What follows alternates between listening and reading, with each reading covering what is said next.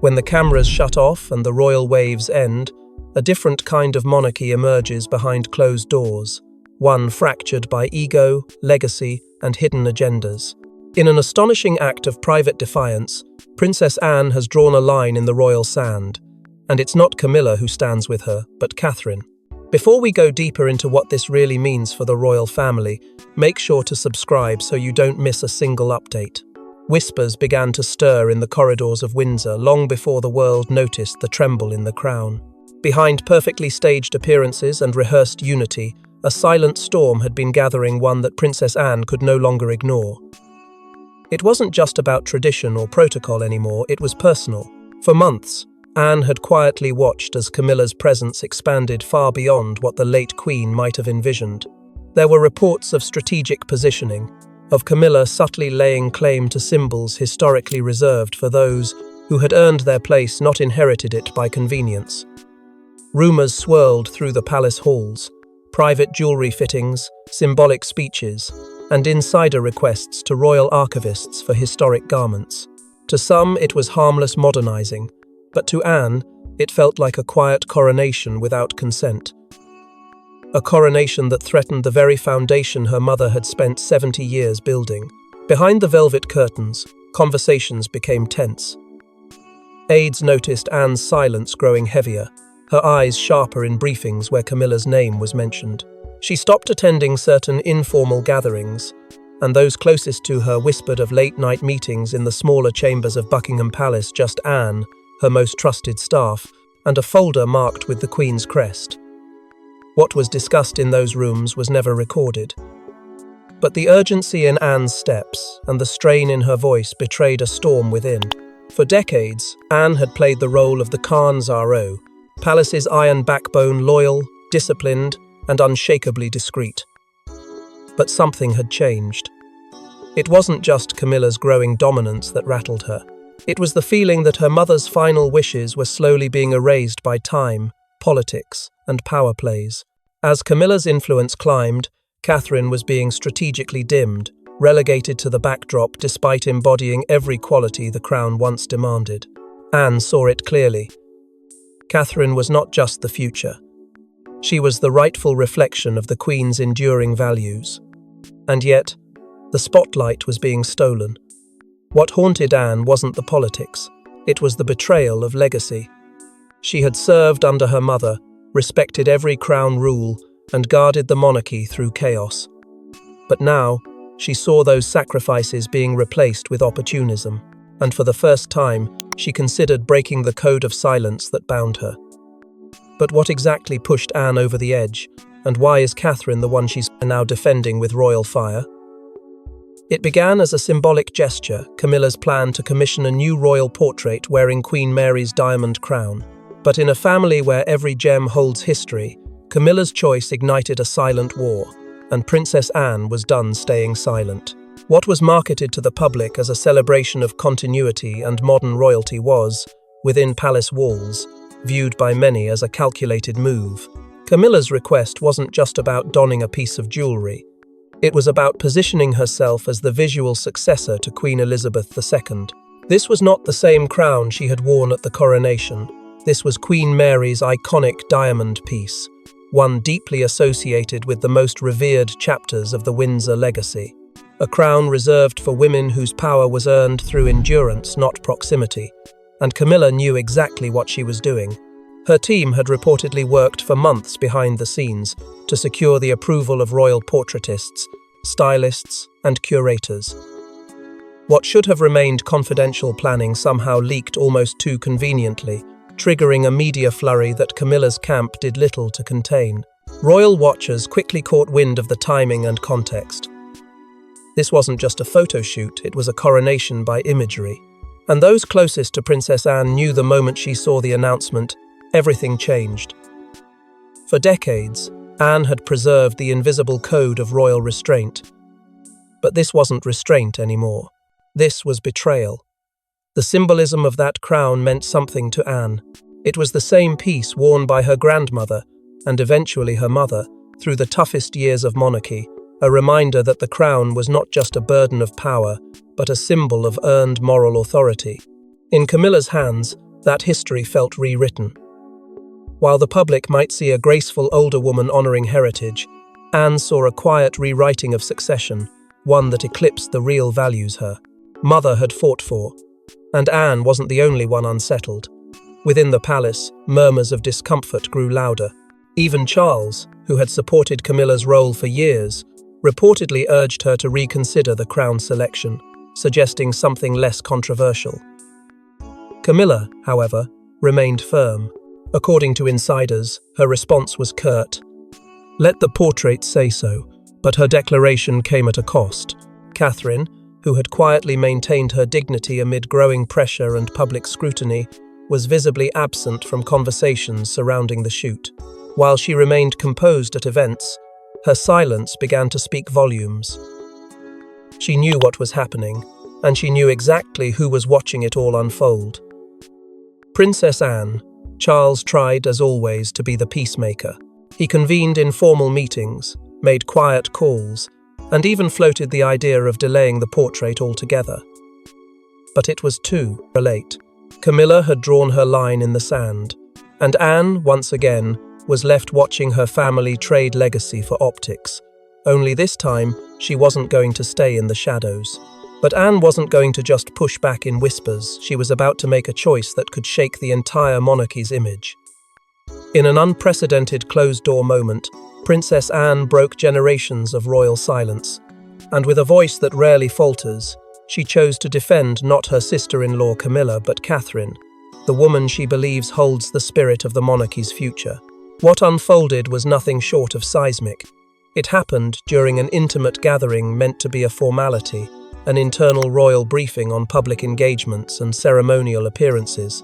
But beneath the surface, tensions had been brewing, and Anne was no longer willing to play along. According to insiders, the room had barely settled when Anne stood, her expression unreadable, her tone sharper than ever before. Then came the words that would haunt the palace corridors for weeks. Catherine carries the Queen's legacy, not Camilla. The weight of that sentence fell like a sword. The room froze. For a moment, even Charles had nothing to say. The air was thick with shock, betrayal, and unspoken truths. No one had expected Anne, famously composed and notoriously private, to go on record with such a stark declaration. But she had been pushed too far, and her allegiance was no longer a secret. Camilla, who had entered the meeting confident and poised, reportedly went pale. The attack hadn't come from the press, from critics, or from the public. It had come from within, from a woman whose loyalty to the crown was unquestioned. For Camilla, this wasn't just a political setback. It was personal. She had counted on Anne's neutrality, if not support. The emotional impact of Anne's words was immediate and devastating. Reports suggest Camilla left the room abruptly, brushing away aides who attempted to comfort her. She was blindsided, not just by the statement, but by the realization that she had perhaps never truly been accepted by the Queen's eldest daughter. Charles, caught in the emotional crossfire, found himself cornered. For decades, he had navigated the deep rift between public duty and private love. But now, with Anne challenging his wife's symbolic authority and invoking the Queen's memory, he had no clear path forward. He tried, in his usual way, to soothe tempers, to suggest that legacy could be shared, that each woman held a different place in history. But the damage was done. Anne wasn't speaking for herself alone. She was channeling something deeper, a collective unease, a royal conscience. Catherine, seated near the edge of the room, was visibly moved but remained calm. Those present say she softly asked Anne not to escalate things, trying to diffuse the moment. But Anne refused. She turned to Catherine and said, "You may be silent now, but the nation sees. To you." That moment marked a profound shift in royal dynamics. No longer was Catherine simply the supportive daughter-in-law or the dignified Princess of Wales. In Anne's eyes, and soon, in the eyes of the public, she was the future monarch in spirit, if not yet in title. This wasn't just a family dispute. It was a realignment of power within the royal court, and Anne had just made it known that her loyalty would not be dictated by titles, marriages, or politics. It would be guided by legacy, integrity, and who truly embodied the soul of the crown. But as the dust settled from that fiery exchange, the palace had no idea Anne's next move would go far beyond words. Locked away for years, a letter from Queen Elizabeth resurfaced, one meant only for Princess Anne. But its contents weren't just a personal note. It was a quiet royal instruction, one Anne now believes must be honoured even if it exposes a secret the crown buried long ago. The letter had been tucked within the Queen's private belongings, kept in a secure drawer at Balmoral that only Anne had access to after her mother's passing. It was delivered to her discreetly, without ceremony, without press. What Anne found inside would change everything. It began with reflections, memories from a monarch to her only daughter, a quiet acknowledgement of the weight both had carried over the decades. But as Anne read further, the tone shifted. The Queen, known for her measured words, had chosen them here with piercing clarity. She spoke of the future, of a day when the world would look to the women of the crown not for their titles, but for their conduct. And then came the line that stopped Anne cold. Should the day come, look to the one who carries it with dignity. To anyone else, it may have sounded poetic. But to Anne, there was no ambiguity. Her mother had been watching, even then, evaluating, discerning who among them would truly uphold the values she had spent her life preserving. And Anne knew exactly who the Queen meant. Not Camilla, with her ambition for status. Not someone who entered the House of Windsor through controversy and compromise, but Catherine, the steady hand, the silent strength, the woman who never asked for a crown but carried herself as if she had already worn it. Anne reread the letter countless times, her hands trembling, her chest heavy with emotion. It wasn't the content alone that shook her. It was the timing. The Queen had penned those words during a period of deep unrest in the family, not long after Harry and Meghan's exit, when the foundation of the monarchy felt uncertain. In her mother's mind, Anne now realised, the future wasn't merely about bloodline or hierarchy, it was about character. And Catherine, above all, had become the living embodiment of that quiet resilience. For Anne, this was no longer a question of opinion or personal loyalty. It had become a directive. The Queen hadn't left a royal decree, but she had left something more, sacred, a final wish. A final warning. Anne reportedly wept alone that evening, the letter clutched in her hands, the silence of the room broken only by the weight of realization. Her entire life had been about duty, loyalty, and service to the institution. But now, her sense of duty had taken a different shape. If she remained silent, the Queen's voice would vanish with her. If she acted, she risked igniting a storm within the family. Yet Anne had already made her decision. Now, armed with a message from the monarch herself, Anne was prepared to defy Camilla in a very public and very royal way. With the portrait scandal spiralling out of control, Camilla's once loyal circle began to waver. Whispers of betrayal, emotional outbursts, and leaked memos revealed a queen under siege not by enemies outside the palace, but from within. What was supposed to be a triumphant moment of royal symbolism had collapsed into a crisis of legitimacy, and the fallout was tearing through Camilla's inner ranks like a storm no one could contain. The cracks began quietly. Aides who had long managed her public image now found themselves scrambling, their strategies unraveling as public backlash mounted and private support thinned. Behind the scenes, Camilla's temper flared with a ferocity rarely seen. According to reports from inside Clarence House, she lashed out at longtime advisors, furious that the crown portrait narrative had been allowed to slip from her control. She demanded answers. How had Anne manoeuvred the palace so effectively? Why had Catherine's silent grace outshone her carefully crafted image? And more pressingly, why was the sympathy not hers? Internal memos began to circulate, first defensively, then desperately. One note, reportedly written in Camilla's own hand, read, "I am the Queen. Why does she get the sympathy?" The question was raw, exposing the core of Camilla's unraveling, the realization that a title cannot command hearts. The more she pushed to assert her authority, the more public sentiment drifted toward Catherine, who, by saying nothing, had said everything. As tensions worsened, members of Camilla's camp began to distance themselves. Some refused to issue statements. Others privately spoke to journalists off record, framing the Queen's behaviour as unstable. The media, already stirred by Anne's stunning defiance, now found itself feeding on leaks from within Camilla's own household. The once loyal circle fractured into factions, those still loyal, those quietly backing away, and those beginning to hedge their bets in favour of the rising tide around Catherine. Camilla, feeling the shift in power, began to withdraw. Public events were suddenly postponed due to health, and her usual presence beside Charles became notably absent. Behind closed doors, she reportedly refused to meet with press strategists, shutting down offers to repair the narrative. Charles, torn between protecting his wife and preserving the monarchy's stability, tried to mediate. But every word he spoke in her defense only deepened the silence from the other side of the family. Camilla felt isolated, cornered, and worst of all, rejected not by the public alone, but by the institution she had fought so hard to be accepted into. Her attempts to remind the press that she was crowned by the king himself rang hollow when contrasted against Catherine's effortless dignity. The Queen in name was losing ground to the Queen in spirit, and yet, through it all, Catherine remained untouched, quiet, composed, and completely absent from the drama. That silence became her shield, allowing the public to project strength, grace, and wisdom onto her without her uttering a single word.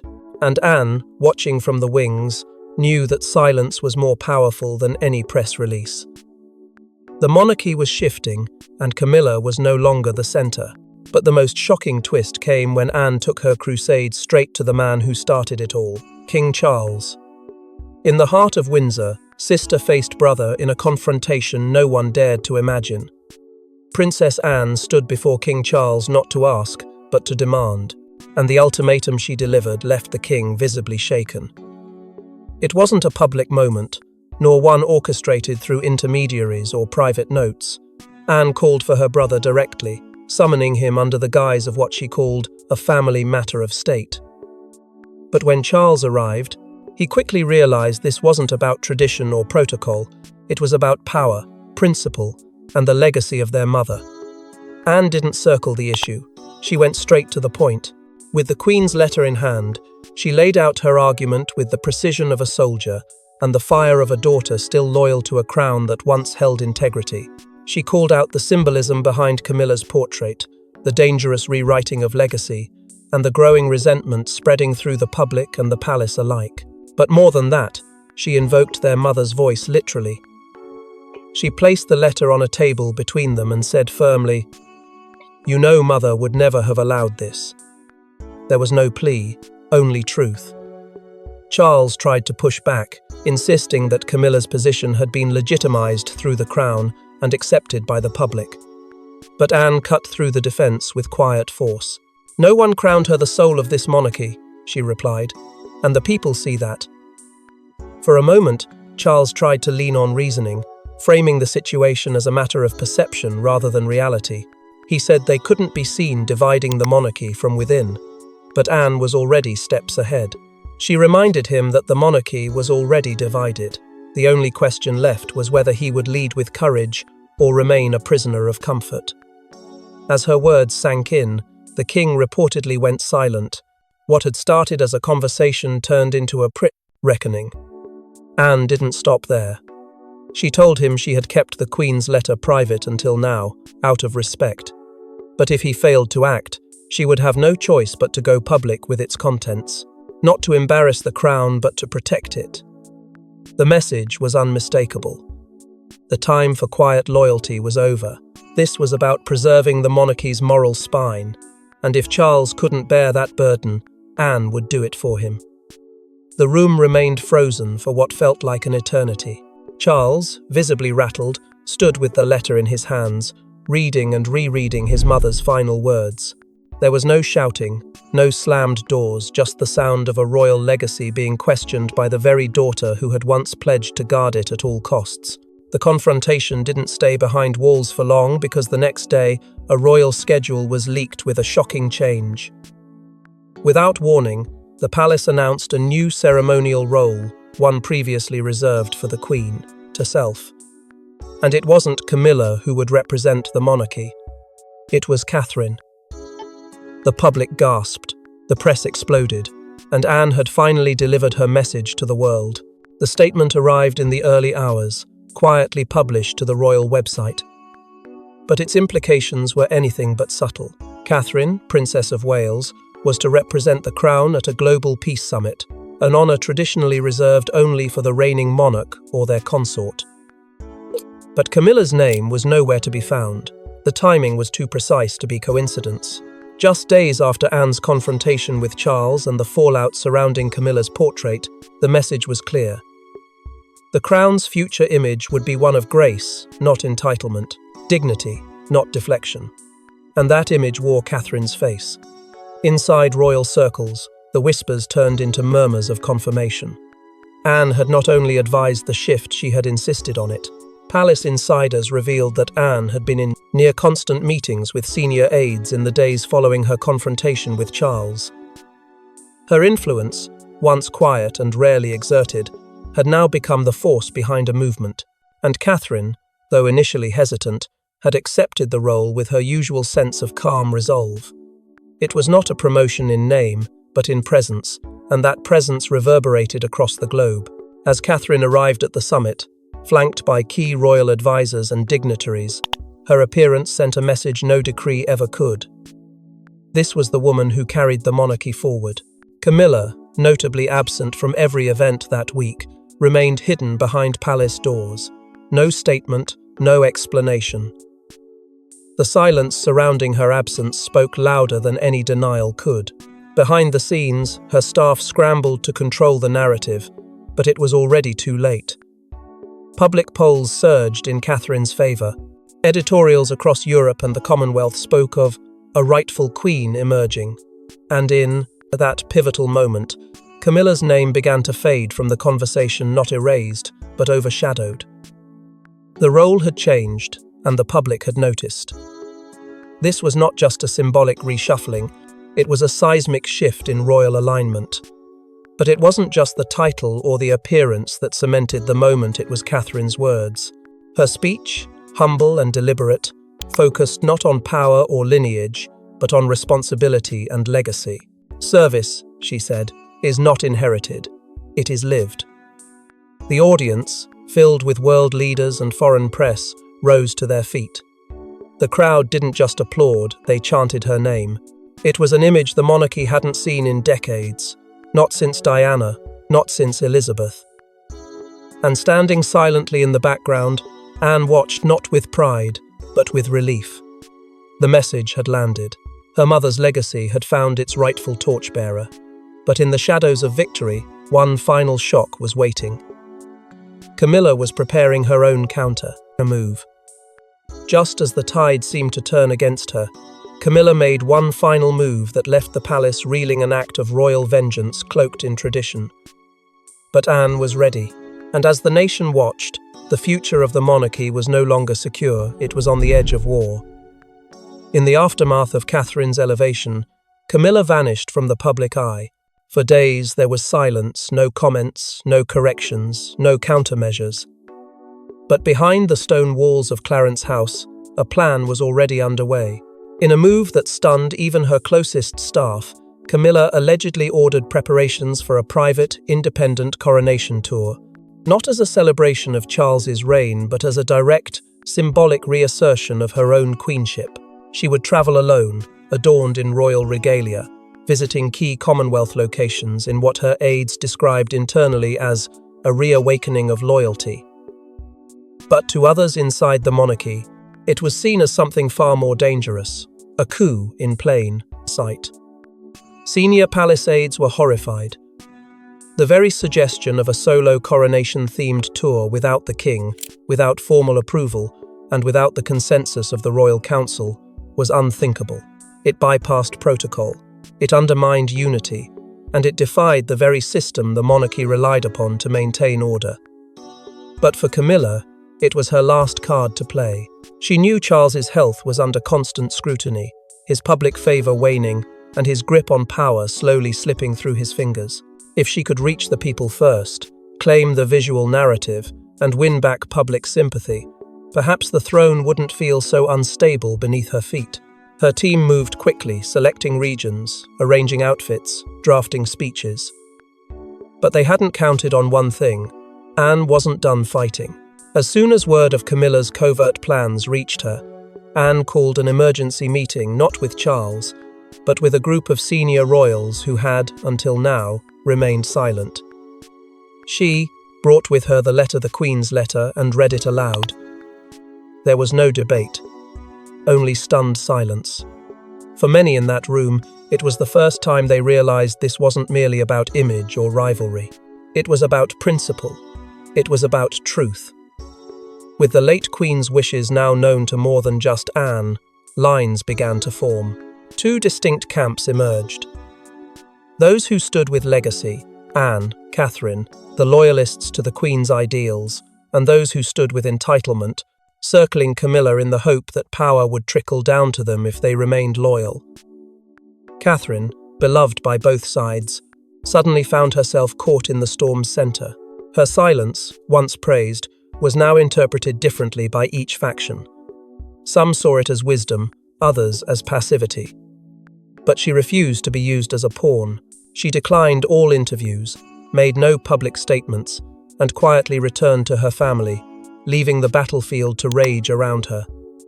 Yet even in her silence, her image soared. She became the symbol of dignity in a monarchy tearing at its own seams. The press fed off the chaos. Royal analysts called it the War of the Crowns. And behind the palace gates, the weight of the Queen's legacy trembled in uncertain hands. And as whispers grow louder, one thing is certain. What began as a quiet rejection has become a royal reckoning that no crown can contain. Thanks for watching. Don't forget to like and subscribe, and we will see you in the next one.